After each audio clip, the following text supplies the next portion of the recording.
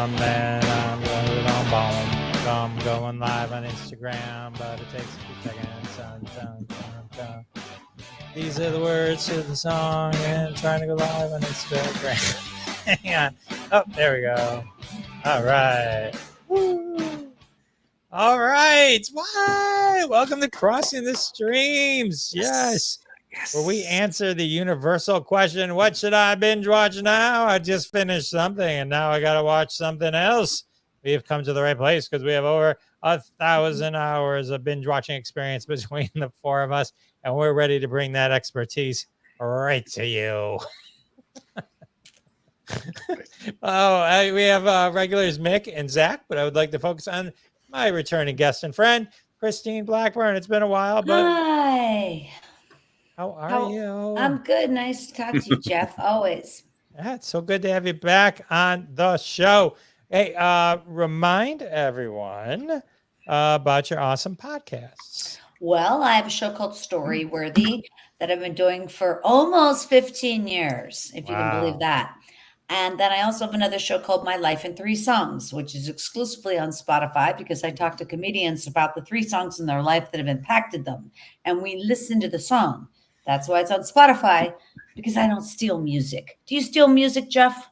I don't steal music except for maybe technically my ringtone. Ah, interesting. Well, it's funny because some people will go all out and use other people's music.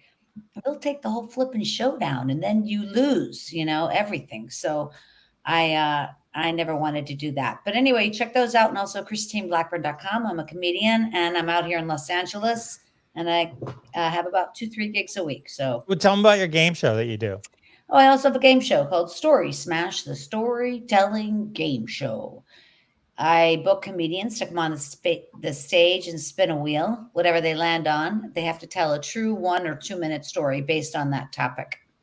So it might be like vacation, drunk tank, pandemic, ghost stories. And after their story, our expert panel of judges critiques the story. And that's the funny right there. So I always say, come for the stories, stay for the criticism. That's going really strong. We play every other month here in LA, and we just had a show Saturday night. It's always packed. It's super fun. Story Smash, the storytelling game show. One day I want to be out there and be able to watch one of those. I'd love you to be. Oh, I'd love you to be on it. You'd be a Oh, plot twist. All right. That would be amazing. We have so much fun today. Real quick. Did you guys see this? You guys see this? Crypto. Love crypto. Do you guys, are you guys excited for the James Gunn stuff? I feel like I'm like, I don't know. I love James Gunn. I think he does good movies, but I don't know if I'm ready for the 18th Superman movie. Although I'll give it to him. He's taking his time. Giving it a little bit of a break. I mean, that guy does not really miss often. So anything that he puts out, whether it's a superhero thing or any like even low budget thing, I'll watch something James Gunn put together. I like his vision. That is all right. So Jerry's here. What's up, Jerry? Oh, Christine needs. Wait, what did he say? Christine needs a hat and some facial hair. Just because. I see. Gotcha. I see. There we go. I gotcha. You can tell the successful one of us four doesn't need to have the facial hair. That's right. Mix edibles kicking in. That's funny. He's got to stretch his shoulder out. He's got. No, I'm not allowed to take him anymore before Jeff's show. I never said that. I assumed you and Christine were going to show. Yeah. Christine showed up with Brussels sprouts. So it's like, all right. So we got a lot to kind of talk about. Last week, we talked about Chimp Crazy, which is about chimps. We talked about Evil, Once Upon a Time in Mexico, and the TV series Interview with the Vampire. And then today, we're going to talk about Monsters, Bad Monkey, Saturday Night, and is it Cato or Cato? Cato Lake.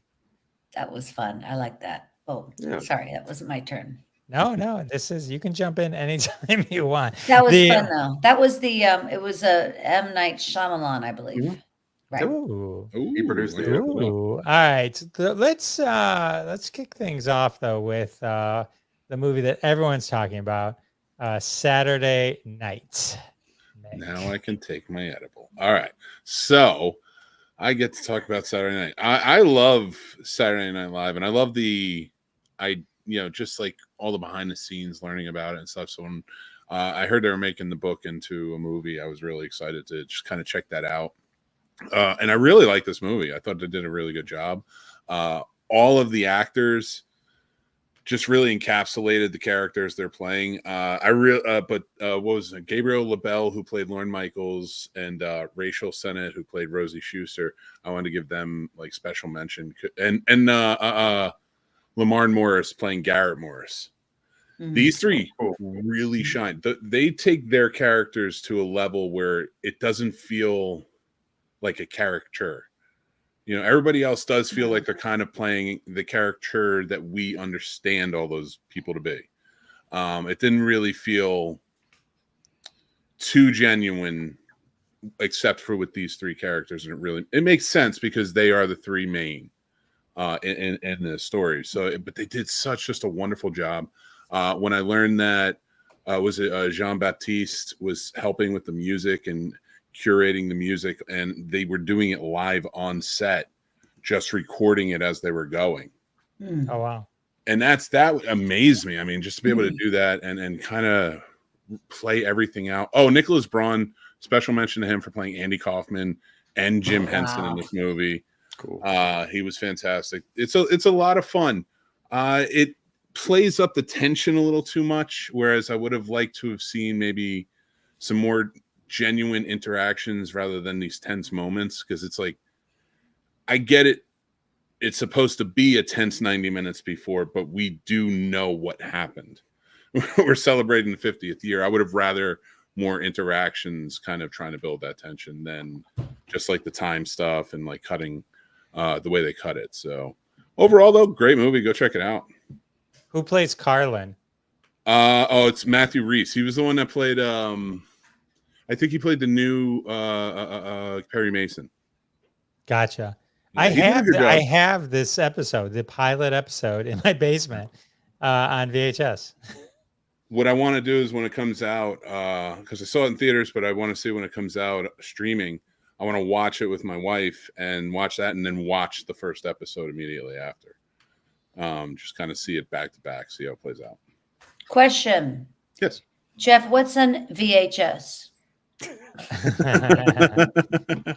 It's a medium that we used to use in the 70s and 80s. And Man, you're old.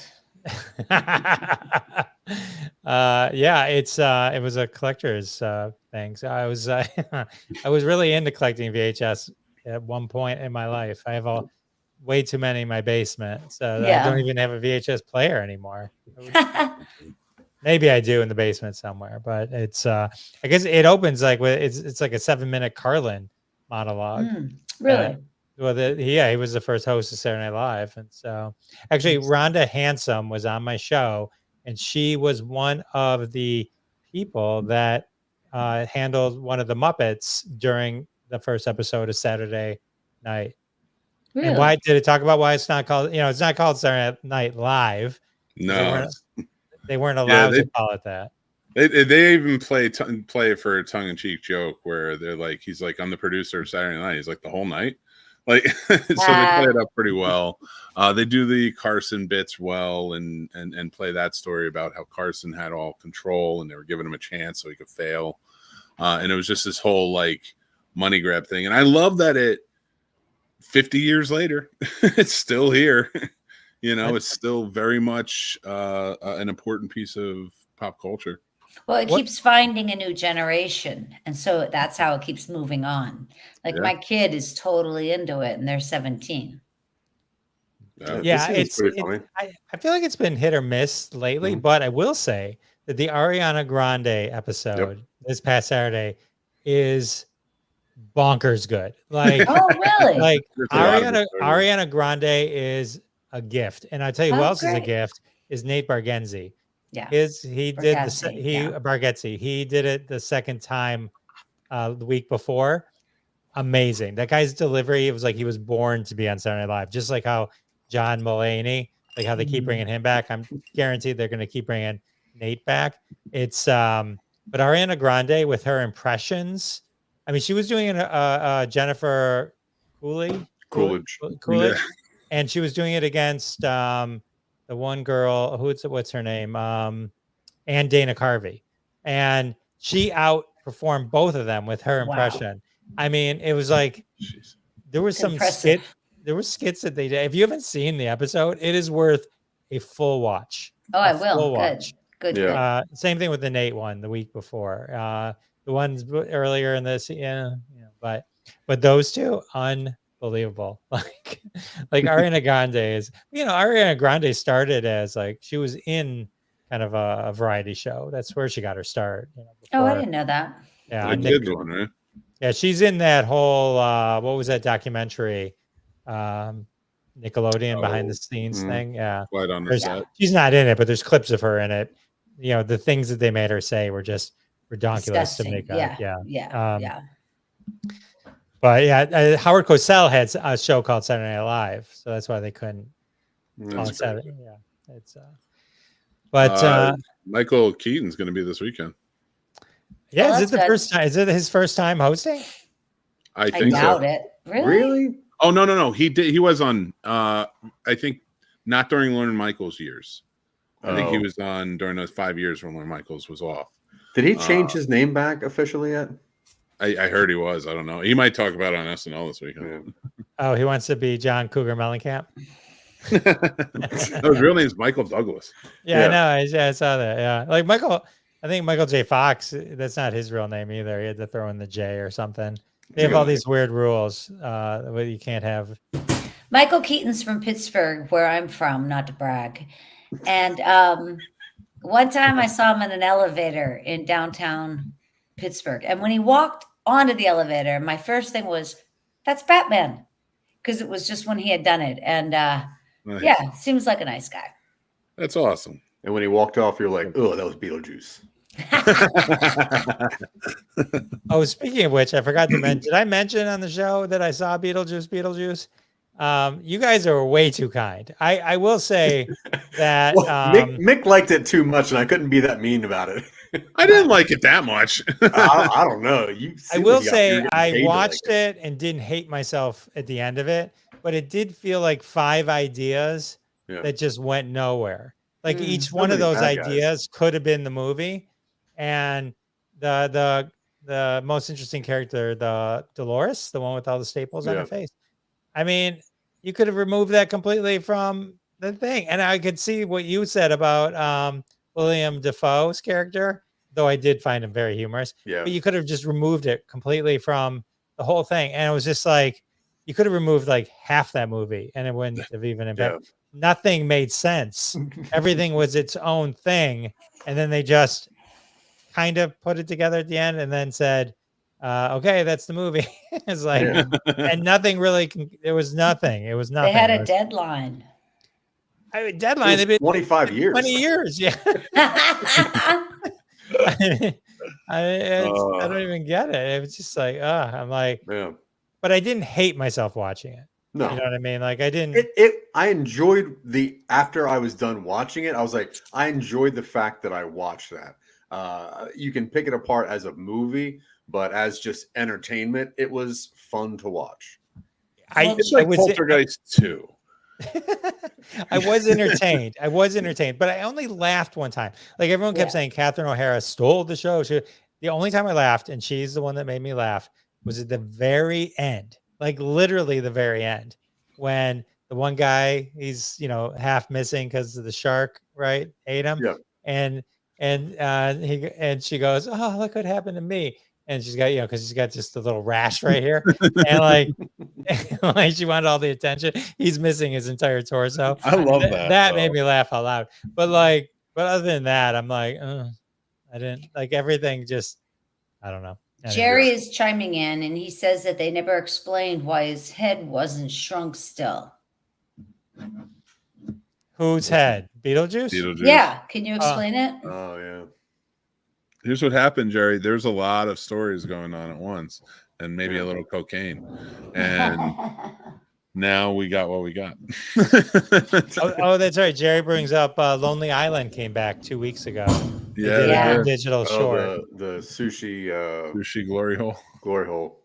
Now, so let's talk let's finish up Saturday Night Live and then we'll go on. But like, That's all I I got. think, what's her name? Why am I blanking? Who plays Kamala? Oh, Maya Rudolph. Maya Rudolph. No. Yeah. Yeah. I mean, if you close your eyes, you're listening to Kamala Harris. Yeah. She's dead on. And I get them bringing her back. I do. But it's like, I feel like Saturday Night Live doesn't move forward. And like, we're not getting like the new group of like amazing people because they keep bringing back people. Well, Like- but why not? If they make people laugh and they have a fan base, I mean, of course they're going to keep the same people, and then they will turn as we see them, but it just depends on how talented the people are. I mean, but these are generally the roles that people popped from, right? I think those Please Don't Destroy boys. I think they're very funny. I think They've been on the show. I don't even know if they're on the show. They haven't even been on the show though. Really? Yeah, they haven't been kind on of the whole season. disappeared. Oh, I started watching last season because I like this season so much. I was like, let me check out last season to see if it was good. And I've been watching like their skits, which is good. But I like Bowen Yang. He's worth it. Yeah, he's great. He's funny. Yeah.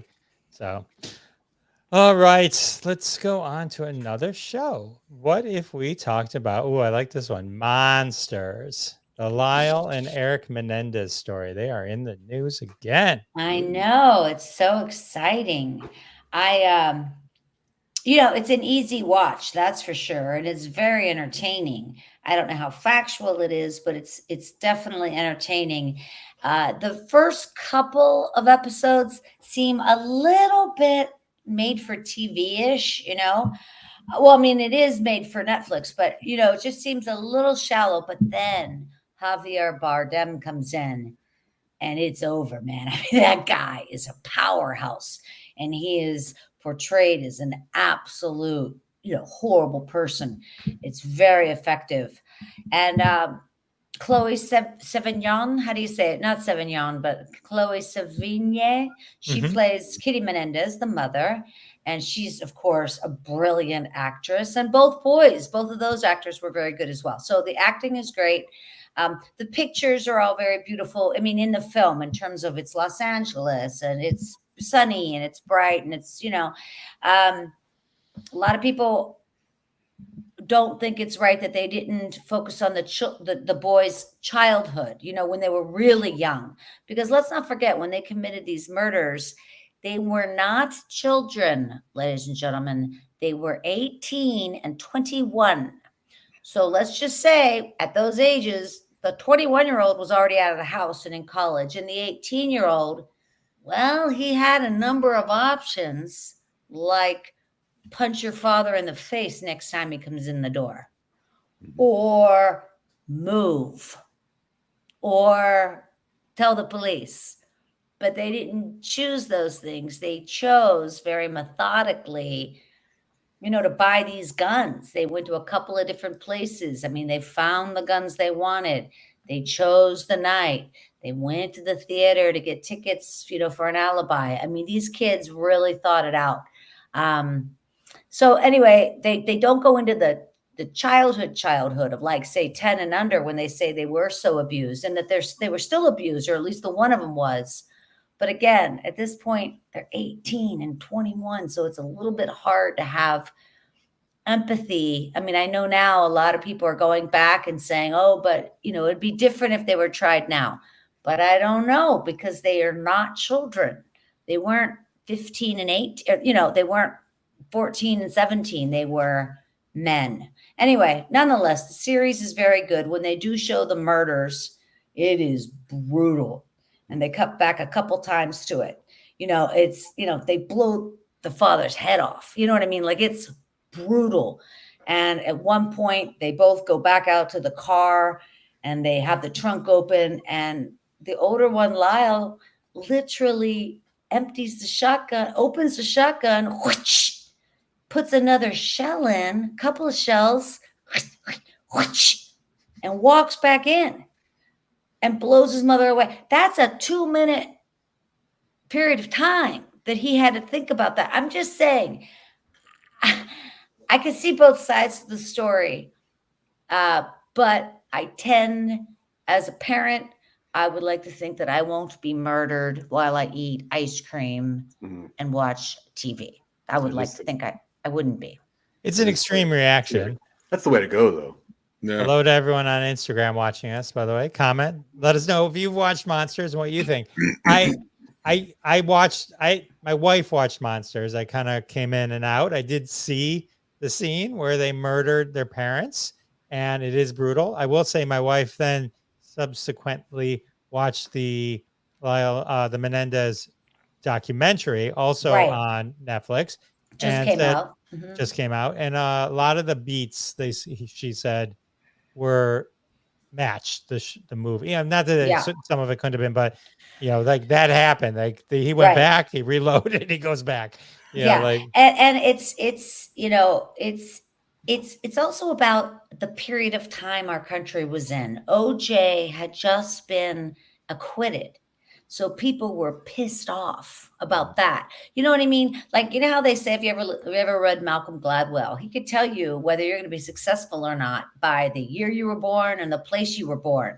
Because a lot of times it depends on the timing. And this falls directly into play with the Menendez boys, because they were, in fact, people were pissed, and the DA needed this conviction. So they got the heaviest sentence they could have. Speaking of which, I believe they're reopening the case or re-looking at the case. They want them to. They want them to, but it doesn't mean they will. Oh, I thought they were going to. So no, they want them to. Today there was a thing down in LA. I'm pointing out the window. There was about 30. I believe it's that way. 30 of their family members today in front of the courthouse, demanding them look at the evidence again. And, look, they've already been in prison almost 35 years. That's a pretty big punishment. So, if they get released, I don't think they would be necessarily any more trouble in their lives. However, I don't know what kind of message that sends to people who want to blow their parents away. When they could walk away, when they could leave. Right. The message of, hey, you got 35 years. Yeah. I just imagine that'd be a deterrent. I just imagine them immediately reloading and then heading to the cemetery. I didn't see the show, and I didn't see the documentary. The only thing I know about the Menendez brothers is Ben Stiller from The Cable Guy.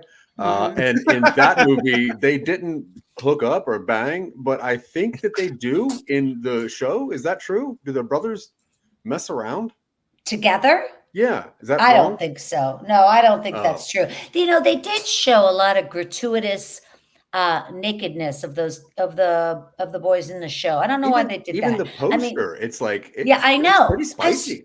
That's what I thought too. I thought, why are they naked in the poster?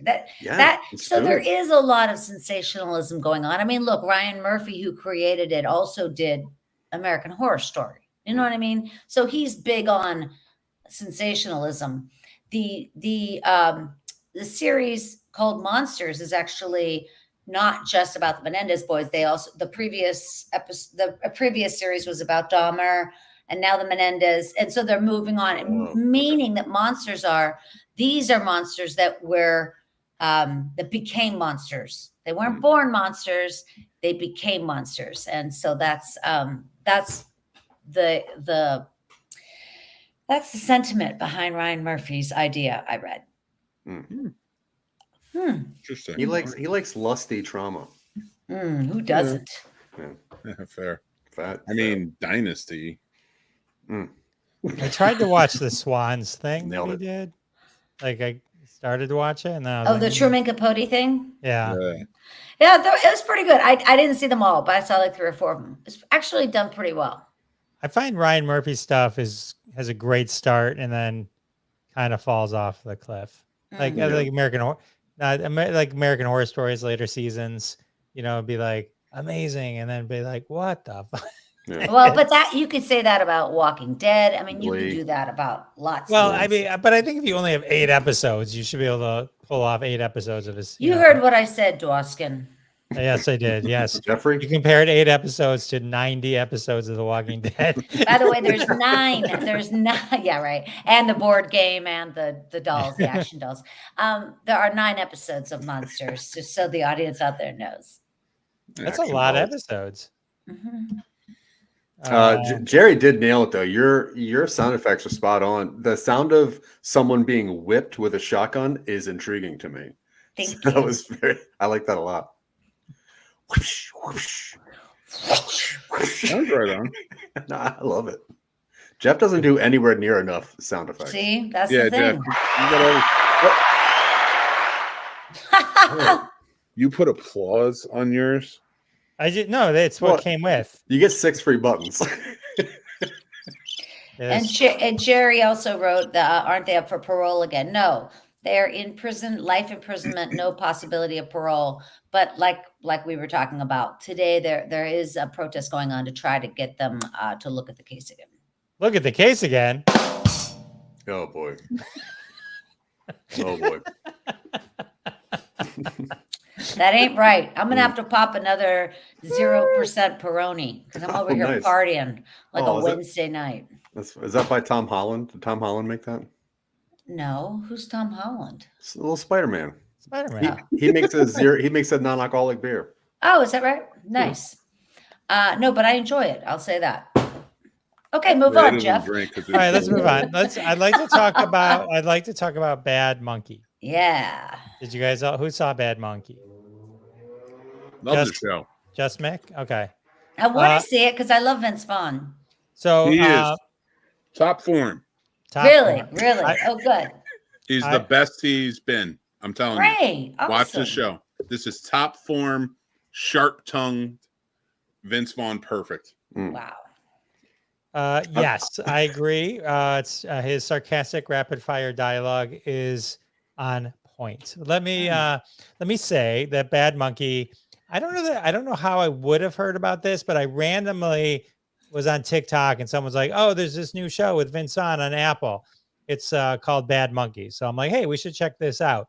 And turns out everyone's watching it, but I feel like if I hadn't seen it, a lot of these shows kind of slip under the radar. You know, like. Mhm. I Definitely. just started watching Slow Horses, and some people are like, "What?" You know what I mean? And it's like probably one of the best shows ever. I love What's it. Anyway, Slow Horses? it's on Apple Plus as well. I don't know it. So you got to check it out. And so we'll talk about it next time though. So it's like what's his name from what's the main guy's name? I can't remember his name. Tony because Soprano.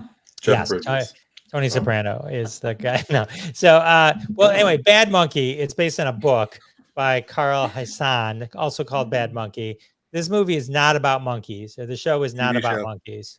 Yeah, there is monkeys in the show. A monkey in the show who also starred in The Fabelmans and George of the Jungle, as I came to learn. So this show, Bad Monkey, is created by Bill Lawrence. Can anyone name some of the Bill Lawrence's greatest hits? Ranking, Ted Lasso, Yeah. Scrubs, Cougar Town. Wow. This dude knows how to make a show. Accomplished. This guy hits it out of the park. So I would say Bad Monkey. I love it immediately because it's all Vince Vaughn. His character is Andrew Yancey. I guess the author is really good at kind of making Florida Keys stuff. He's from Florida, so it's very entrenched in Florida and these mysteries that he does. This is a murder mystery. I will say, like the first couple episodes, you're like, okay, and then at the end of like I think the third episode, you're like, okay, Yeah. I get it Really? now. All right, I get So it it's now. a drama. It's Yeah. a drama. And So- where It's do a they get the title? dramedy. Yeah, I think it- it's like it- a dark it comedy. carries it Dark really comedy. well. I'm not Yeah. exactly sure why it's called Bad Monkey. I mean, there is a monkey in it, but it's not like it's very like, Bad.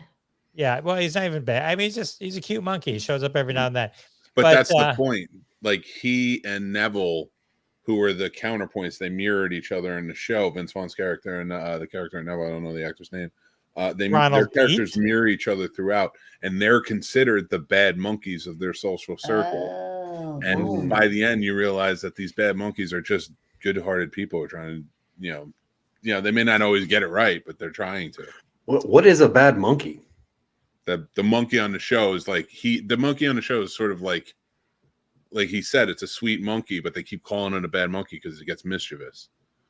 Like these two characters. So there's like just bad monkey, like that, like bad monkey, like that. I mean, I love mixed thing. I didn't know that.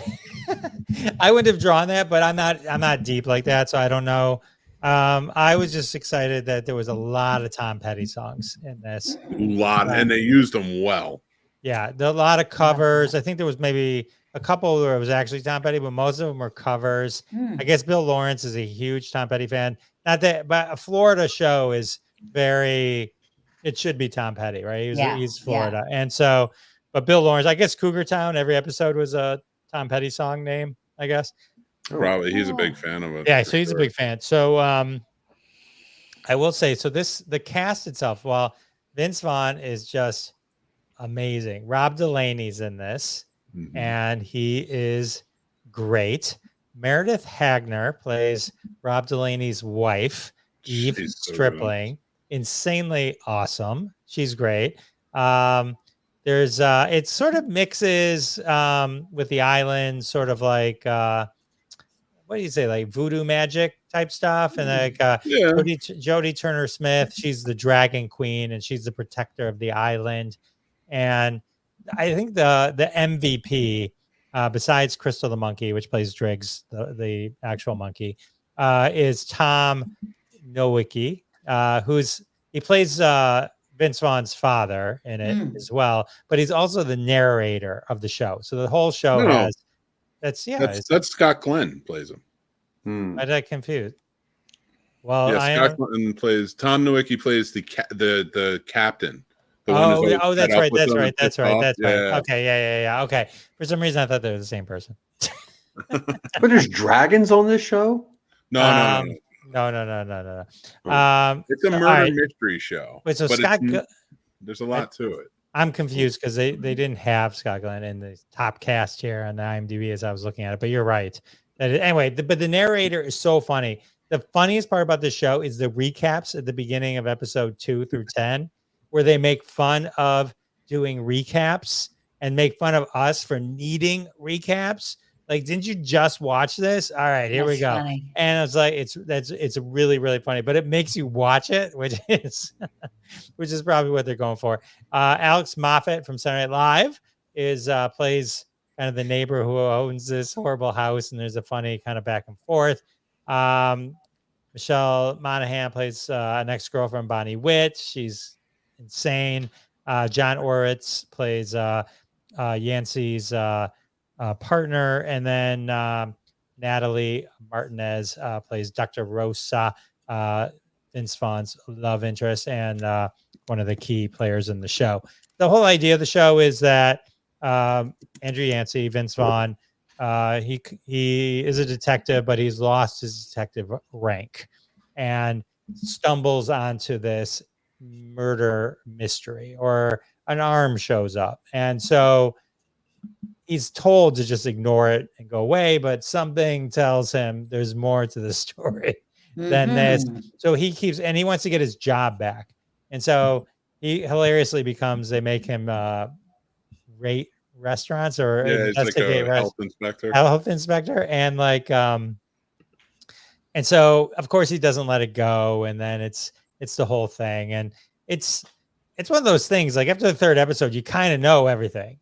And it becomes this like just amazing story and character study, I think, throughout the whole thing, as everyone involved starts to understand the mystery and what's happening and how everything's connected.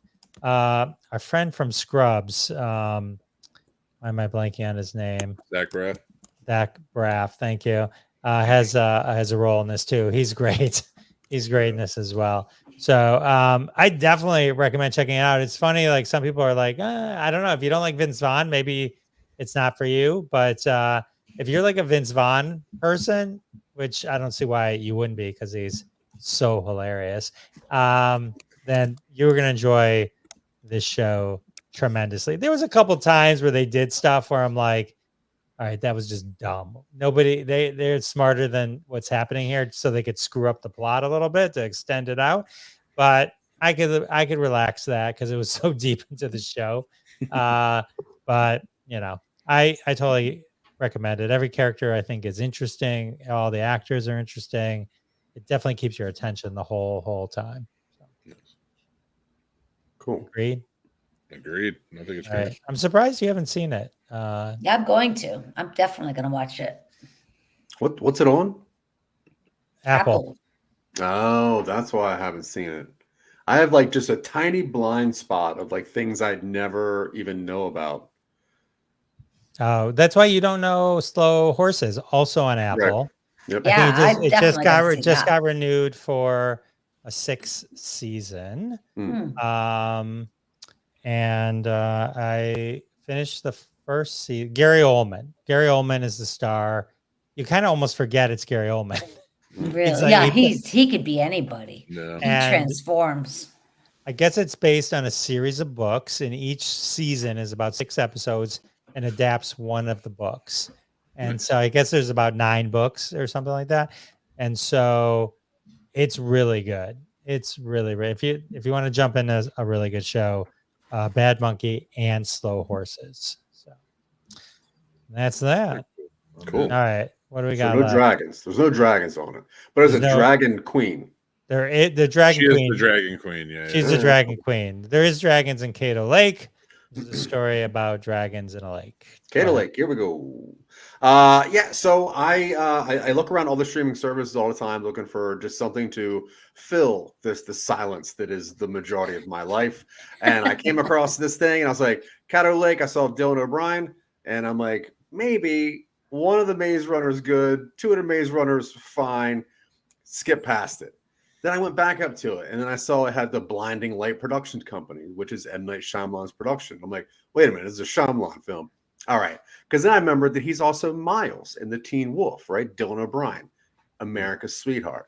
So I put this thing on. It's written and directed by Logan George and Celine Held. And they have done a lot of indie work as far as their own stuff, but they also directed a couple episodes of Dark Matter and Servant, which I think is also on Apple TV. I'm not sure. I haven't seen that either.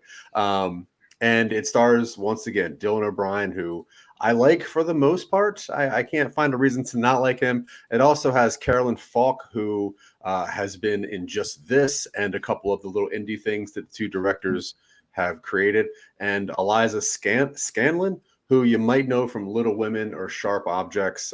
She was also in The Devil All the Time.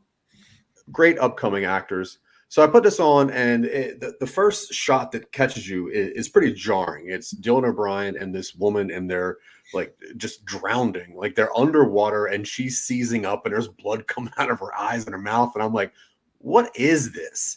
It turns out Dylan O'Brien is just this guy who works in the Louisiana swamps, and he just goes through the swamp and picks up garbage as it's floating around. Because apparently because of this dam that's in Cato Lake, sometimes the dam is under construction, and it causes the water levels to go down, which causes random just garbage to flood, and they have to go pick this up. As he's walking around looking for this garbage, he kind of gets to a part where his ears kind of bleed, and the sounds are a little jarring, and his hand starts twitching. And his mom actually died from a seizure while underwater because her ears were bleeding and she had the seizure. So he kind of gets a little weird feeling. On his way out, he finds this necklace that has a lot of meaning to him.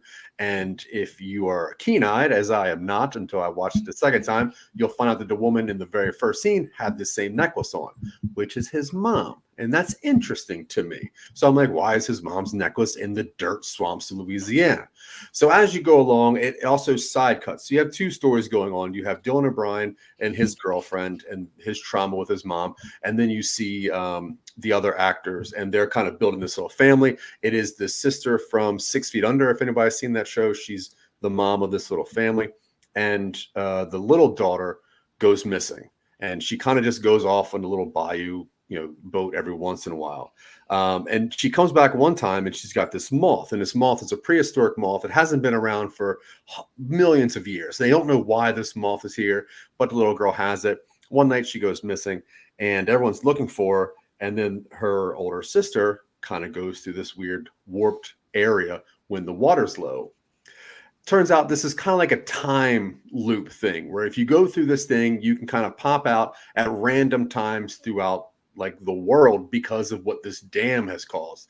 And since this dam was built in 1952, it caused the waters to go down so low that some kind of weird mystical portal area shows up once the water is low enough. So then you start realizing that maybe these two timelines are not at the same time. And I'm not going to give away the ending, but it is a lot of that. You find out why the mom had her seizures at certain times. You find out certain things about this dam. And it is a really interesting and unfolding mystery that most times when it comes to like time loopy stuff, I'm like, oh God, I start doing the math and I'm like, I don't want to deal with this. This one, mostly because of how powerful Dylan O'Brien's performance is, I kept really just paying attention and really getting sucked into it. It's only like an hour and a half long, so it's not a long movie. It sums it up pretty well at the end. And at the end, you're like, okay, well, there's no real loose ends. I understand what I'm doing here. It was an enjoyable watch. It has just enough sprinkle of M. Night on it that it has that suspense. It has those nice scoping wide views. It has the scenery is fantastic. I mean, the scenery is unlike anything I've ever seen in a movie, really. Oh, you watched it? Yeah, I did. The swamps of Louisiana. At first I thought it was like the Everglades, but it's not Florida, it's Louisiana. Yeah. Well, I did watch it. I have to say, Zach, you make it sound a lot better than I think it was. Really? Oh, I liked it. No, I liked it, but you have a dynamite description. Dylan O'Brien is the one who plays Dan Aykroyd in Saturday Night. Yeah, I thought watching Dylan and his just obsession with finding out why his mom is this and why this necklace is around, I thought that he was so captivating that I was like, I'm interested. He's got to figure this thing out. His mom, they got to solve this mystery. And the rest of it was just kind of unfolding, and you could see some of it, and then you're like, okay, I understand what's going on now. But the Dylan O'Brien stuff, I'm like, well, how's he gonna get home? Like, how's this gonna happen? I liked the actress who played the older sister too. She was really good. Yeah, that was Eliza Scanlon. Great actor. Yeah, and great actress. Yeah, the younger girl, she did a great job too. Everyone in it was really good. Like even the dad, who's the pastor. I'm like, I believe these people are interesting, fleshed out characters. And I wouldn't say it wasn't the most powerful or the best watch that I've seen. It caught me off guard because I wasn't even going to watch it if it wasn't for M. Night's name on it. And because of that, I went into it with a certain level of expectation, and I was not let down at the end of it. I do feel the same as that in terms of I just stumbled upon it and I was shocked I hadn't heard of it. Yeah, because it was good enough to have had a release. I don't know if it was or not, but it was definitely good enough. Yeah, it's a Max original. It just popped up like maybe 7 days ago, and I agree. It was worth a theatrical release. It wouldn't have done well in the theater, so I can see why it moved to streaming. But as far as just a put on and fall into a mystery, you're like, okay, this is better than most content that just gets put out. Well, and you could see the production value in it. I mean, there was money in this movie. Yeah, the scenery is beautiful. Everything is shot on location. They did a really good job of the timelines that you are in. They did a good job of making that world seem like a real fleshed out world of that time. And then you start doing like that Futurama math. You're like, well, if this person's here, then wait, who does that make? Okay, wait a minute. Is there incest going on? Which there's not. They did a very good job of plotting that out. No, I think it's a fun, quick watch. Check it out. All right. Please. I got to win this week. I try every week to win this show, and I'm gonna check it out. You always win. You're always good. You told me on it. I'm going to check it out. Yeah, I'm going to check it out. Does everyone get old? Does everyone get old at the end? No. Oh, does one of the guys have bones like glass? Maybe. Zach, do you think it might give something away to tell people it's a time portal or not? Like, I don't think it's giving anything away. In fact, I think it's going to make people watch it better. It's easier to watch if you know. Yeah, I think that it's confusing for a good 10 minutes. I didn't know what was happening. No, I agree. I'm more interested than when you said there were dragons. If dragons, I'll definitely watch it. We definitely need more dragons. Yeah. No, I agree. I think if I knew going into it, or someone's like, "Hey, there's this weird I time want portal this movie with Dylan O'Brien," I'm like, Yeah. "Oh, I'm gonna check this out." But just Right. stumbling upon it and not even knowing, be like, "Wait, are they doing this?" And then that I know. there's like a crocodile that's like sliced perfectly in half, and you're like, "Well, That was that's neat. weird. That's cool. How does that happen?" Yeah, that was neat. Yeah, and I was like, "All right, I'm in." And Dylan O'Brien, Alligator. really top notch. He did a great job. It was an alligator. I would like to share one small piece of information. Are you ready, Jeff? I'm ready. There are no alligators in Australia, and there are no crocodiles in the United States. You're welcome. All right. I think you can tell by how long their mouth is. I think Shut it's the how fuck it's up, pointed. Jeff. I know what I'm saying. I think how it's pointed at the end, right? Right. Wait, there's no alligators in the United States. No, there's no crocodiles in the United States. Huh. Because I live in South Carolina and there's a lot of very Alligators. large lizards, and I yell at them and call them. I'm like, "Hey, croc, get out of here!" But Well, I know I'm no, gonna listen. that's not necessarily true. No, that is exactly true, Mick. I Do say you that every see day. them later, or do you see them in a while? I'm leaving this show. Depending on which one. How dare you? Mick knows. Mick knows Yeah. what he's talking about. Yeah, you're right. I do see them after a while. You're right. All right. All right. Well, on that note, Mick, say goodnight. Remind everyone about the Scene Snobs. Go check out Scene Snobs. We are doing some really fun things. We're getting in depth about movies and more. We'd love to have you right now. If you join up on our Patreon for your paid tiers, we're running a giveaway that we're going to be rattling off on October 31st. And you have a chance to win a Beetlejuice popcorn bucket or a Beetlejuice souvenir cup. So join up there. That's so All right. Christine, do your thing. Hey, you guys, I have a couple of podcasts. My Life in 3 Songs is exclusively on Spotify. That's the one I'm really proud of. I talk to comedians about the 3 songs in their life that have impacted them. My Life in 3 Songs. And I also have a show called Storyworthy. Check out the Storyworthy podcast. Thank you. Going on 15 years, Storyworthy. Christine is OG. Zach. Oh yeah. Honestly, don't worry about me. Get over to Scene Snobs and win those friggin' popcorn buckets. That guy puts in the time and the effort. And if I don't win it, one of you turds better win it. So get out there. Or sign up under my name and give it to me anyway. And just say, "You deserve this." I have popcorn buckets. I collect those things. Sweet. Oh, you should, if I win, I'll give it to you. You better. I'll hold you to that. It's recorded. I will. It's yours. Consider it yours. Check out my podcast, Classic Conversations, going on its 100th year. No, it's okay. No, but I do. Adrian Smed is my guest this week. We go deep into Grease too. I was really excited to do that. So that's super fun. So, all right, everyone. All right, we will see you next week. All right. Thank you. Thanks, everyone. Bye. Bye. Bye. No dragons. I'm not watching. Genuinely, I only watch dragon stuff from now on. Or crocodile.